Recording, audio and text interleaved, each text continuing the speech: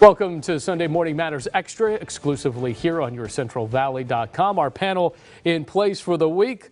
Let's say hello to KC24 political analyst Jim Verros, former congressional candidate and executive director of the Political Action Committee, New Faces GOP, Elizabeth Heng, and local attorney and member of the Fresno County Democratic Party, David Rowell. Welcome all. So we had that big, let's just say spatter, spunky spatter, if you will, during the television broadcast of things. So we couldn't get to it, so we decided to go extra innings here, as David would call it.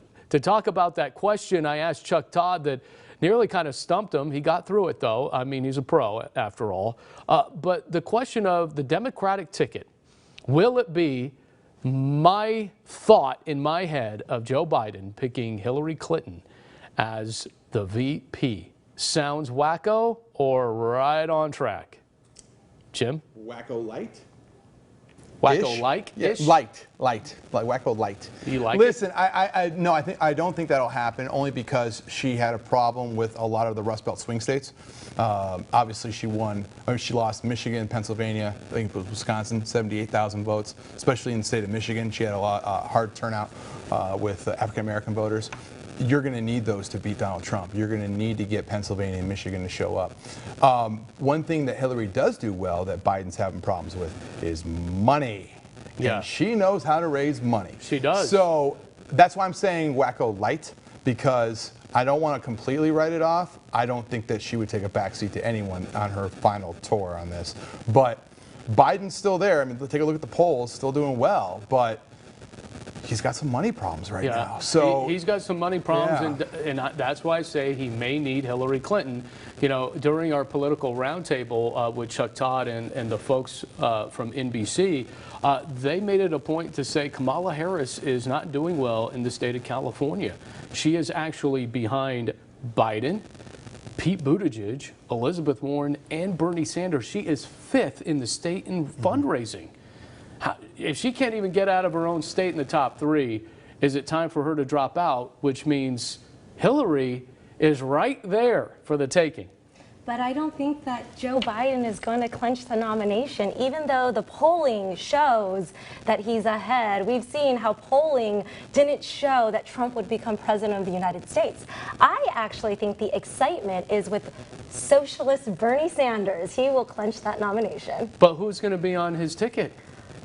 You know, I think it will be one of the younger candidates that are currently running right now. Your buddy AOC. She's not old enough. Yeah. Wow. Wow. David, I'll come to you. Obviously, you're a member of the Fresno County Democratic Party. Am I totally nuts by saying this? I don't think she'd do it. I don't think she's driven by ambition that she has to be on the ticket. I think she sought the nomination out of a desire for public service, and she was... The race was so divisive and so contentious, I can't imagine that she would see that as a way of furthering the Democratic ticket. Yeah.